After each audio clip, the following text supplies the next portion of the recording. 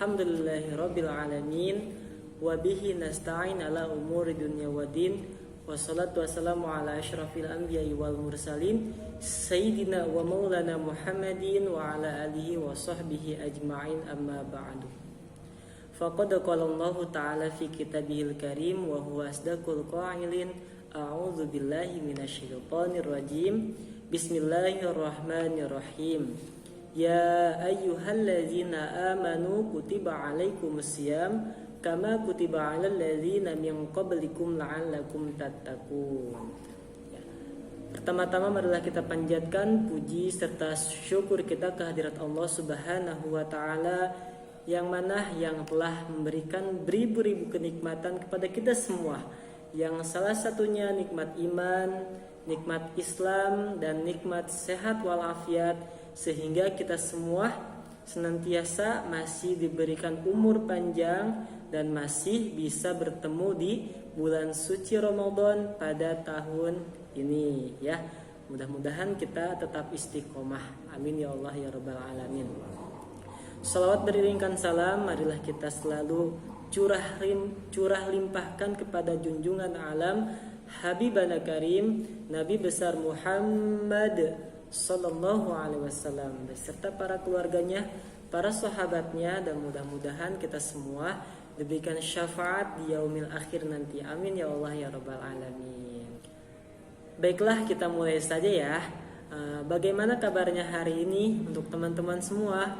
Semoga kalian semua dalam keadaan sehat walafiat ya, dan semoga kita semua selalu dalam lindungan Allah Subhanahu wa taala. Amin ya Allah ya rabbal alamin. Ya, alhamdulillahirabbil alamin, kita sudah memasuki hari kedua dalam pelaksanaan sanlat ya. Dalam pertemuan yang pertama kalian sudah belajar ya sama Pak Maman ya, sama Pak Maman kalian sudah belajar yaitu apa sih itu puasa, terus bagaimana etika ketika berpuasa, terus keutamaan puasa juga, dan hal-hal yang membatalkan dalam berpuasa. Kalian kemarin sudah belajar, ketika kalian sudah tahu ya etika-etikanya harus seperti apa, terus keutamaannya itu yang harus membuat kalian tambah semangat ketika berpuasa ya. Dan apa saja yang bisa membatalkan puasa kita itu kita harus jauhkan ya, supaya pahala kita atau puasa kita bisa diterima oleh Allah dan pahala kita dilipat gandakan oleh Allah Subhanahu wa taala ya. Dan di pertemuan kali ini insyaallah Bapak akan menerangkan ya siapa saja atau orang yang dibolehkan untuk tidak berpuasa ya. Jadi ketika bulan suci Ramadan itu semuanya orang Islam, orang yang beriman itu diwajibkan untuk berpuasa ya. Nah, tapi ada juga orang yang tidak diperbolehkan, tidak diwajibkan untuk berpuasa. Nah, siapa saja orang ini? Ada 4 golongan orang yang tidak diwajibkan untuk berpuasa di bulan suci Ramadan. Yang pertama yaitu orang sakit. Nah, orang sakit yang sudah tidak bisa apa-apa itu tidak diwajibkan untuk berpuasa ya. Tapi kalau misalnya sakitnya hanya pilek saja, cuman demam biasa, kalau masih kuat untuk berpuasa itu tidak apa-apa. Tapi kalau sakitnya sudah parah itu tidak diwajibkan untuk berpuasa. Yaitu yang pertama. Untuk yang kedua, musafir. Nah, yang kedua itu musafir. Musafir itu apa sih? Nah, musafir itu orang yang sedang atau akan berpergian dalam perjalanan jauh ya. Misalnya dari sini ke Papua ya.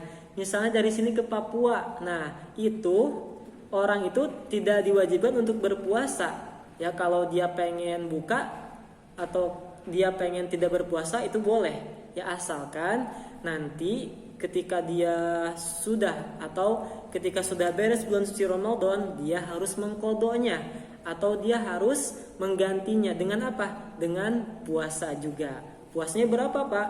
Puasanya sama atau sesuai dengan yang dia tinggalkan. Kalau 1 hari berarti 1 hari berpuasa. Kalau 2 hari berarti 2 hari berpuasa. Seperti itu ya. Nah, ada juga yang ketiga ya. Ada 4 ya. Tadi baru 2, sekarang yang ketiga. Yang ketiga itu apa? Orang yang tidak diwajibkan untuk berpuasa. Yang ketiga, orang yang sudah tua renta.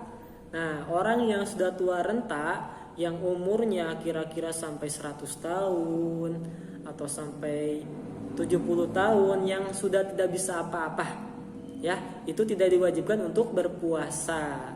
Tapi kalau misalnya udah tua renta dia masih bisa berpuasa, itu tidak apa-apa ya, tidak menghalangi dia untuk tidak berpuasa, ya nggak apa-apa. Kalau dia mampu, dia bisa, ya nggak apa-apa berpuasa, malah dia akan mendapatkan pahala yang dilipat gandakan oleh Allah Subhanahu wa taala ya.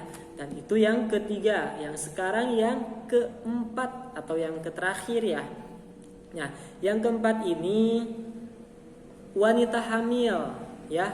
Nah, kalau misalnya ada orang tua kalian ya, bundanya atau mamahnya yang sedang hamil, nah itu tidak diwajibkan untuk berpuasa ya, karena harus ada masuk makanan untuk si bayi yang di dalam perutnya ya, makanya tidak diwajibkan untuk berpuasa sama orang atau sama wanita yang menyusui. Nah, kalau misalnya ada bunda atau mamah kalian yang sudah melahirkan bayi, itu kan menyusui ya. Nah, itu tidak diwajibkan untuk berpuasa di bulan suci Ramadan ya. Nah, itu ya. Jadi ada berapa? Ada 4 golongan. Yang pertama orang sakit, yang kedua musafir, yang ketiga orang yang sudah tua renta ya. Yang ketiga orang yang sudah tua renta, dan yang keempat atau yang terakhir itu wanita hamil atau wanita yang sedang menyusui. Itu yang 4 itu tidak diwajibkan untuk berpuasa di bulan suci Ramadan. Nah, itu ya. Jadi inilah orang-orang yang tidak diperbolehkan untuk atau tidak diwajibkan untuk berpuasa. Kalau misalnya kalian termasuk di salah satu yang 4 ini, kalian tidak diwajibkan untuk berpuasa. Misalnya lagi sakit ya, tidak bisa berpuasa, itu tidak apa-apa, tidak berpuasa juga ya. Nah, itu ya. Terus di dalam puasa itu ada yang namanya sholat qiyamul Ramadan. Qiyamul Ramadan. Ya, apa saja sih qiyamul Ramadan? Ya, yang biasanya kan ada qiyamul lail. Kayak apa? Kayak sholat tahajud, ada sholat hajat juga ada sholat taubat. Tapi di bulan suci Ramadan itu ada qiyamul Ramadan yang spesial. Apa itu? Yaitu sholat tarawih. Ya, sholat tarawih. Nah, sholat tarawih ini ya dilaksanakan pada malam hari setelah sholat isya ya. Pak, boleh nggak dilaksanakannya nanti malam jam 1? Boleh ya, namanya qiyamul lail, qiyamul Ramadan, itu bisa dilaksanakan kapan saja asalkan tidak melebihi pas waktu sahur ya, habis isya ya. Lebih baik kalau misalnya kita tidak ada halangan, lebih baik habis isya saja ya. Sholat tarawihnya, soalnya di dalam sholat tarawih itu keutamaannya sangat banyak sekali ya. Kalau misalnya kita tidak melaksanakan sholat tarawih 1 hari aja, itu kita meninggalkan pahala yang sangat besar ya. Makanya jangan sampai kalian meninggalkan sholat tarawih ya. Terserah mau yang 11 gak apa-apa ya. Terus ada juga sholat tahajud. Nah, itu juga termasuk qiyamul Ramadan. Kalau di bulan suci Ramadan, qiyamul lail, itu juga pahalanya dilipat gandakan ya. Semua amalan-amalan kita dilipat gandakan. Mau sholat tarawih, mau sholat tahajud, sholat hajat, semuanya dilipat gandakan.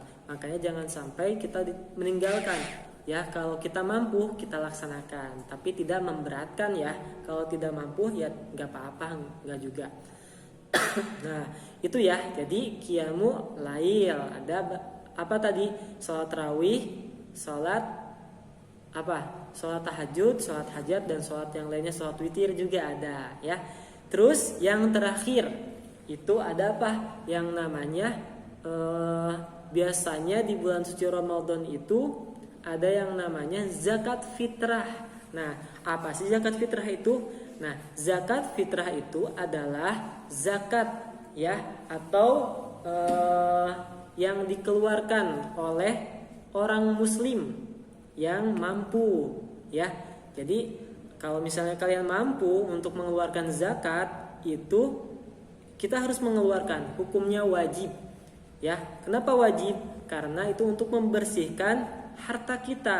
Kenapa membersihkan? Karena di sebagian harta kita ada hartanya orang lain juga, hartanya fakir miskin. Makanya kita harus zakat fitrah ya.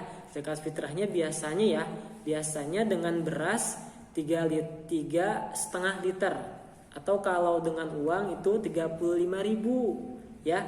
Nah, kalau misalnya kita mau zakat fitrah dari sekarang juga nggak apa-apa. Tapi kalau misalnya zakat fitrahnya mau nanti pertengahan Ramadan nggak apa-apa. Atau mau 10 hari mau ke Ramadan itu nggak apa-apa. Yang penting kita mengeluarkan zakat fitrah. Ya, hukumnya wajib bagi orang yang mampu. Kalau kita mampu ya keluarkan. Ya, karena zakat fitrah ini bukan kita asal mengeluarkan saja. Tapi zakat fitrah ini ketika kita keluarkan, kita sumbangkan, yaitu nanti yang kita keluarkan itu akan diserahkan kepada orang yang kurang atau orang yang membutuhkan seperti fakir miskin, ya, atau orang-orang yang kekurangan, ya. Nanti kalian yang akan mendapatkan pahalanya itu sama dengan pahala yang mengalir, ya. Jadi nanti diusahakan kalian harus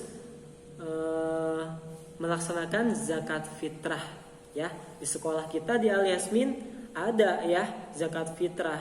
Nanti kalian kalau misalnya mau zakat fitrah boleh ke Al Yasmin aja ya. Nanti di Al Yasmin ada dikumpulkan zakat-zakat dari kalian nih. Nanti sama panitia yang di Al Yasmin disumbangkan ke orang yang membutuhkan ya.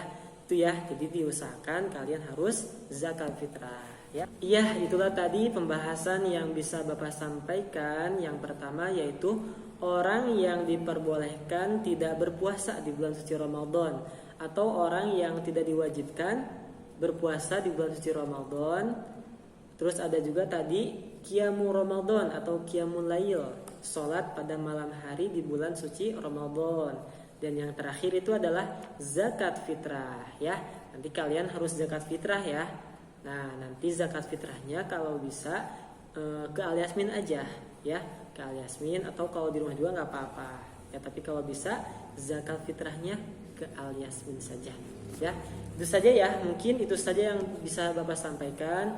Mudah-mudahan apa yang Bapak sampaikan bisa bermanfaat untuk kalian dan bisa kalian fahami dan bisa kalian amalkan di keseharian kalian ya. Itu saja dari Bapak, cukup sekian. Assalamualaikum warahmatullahi wabarakatuh.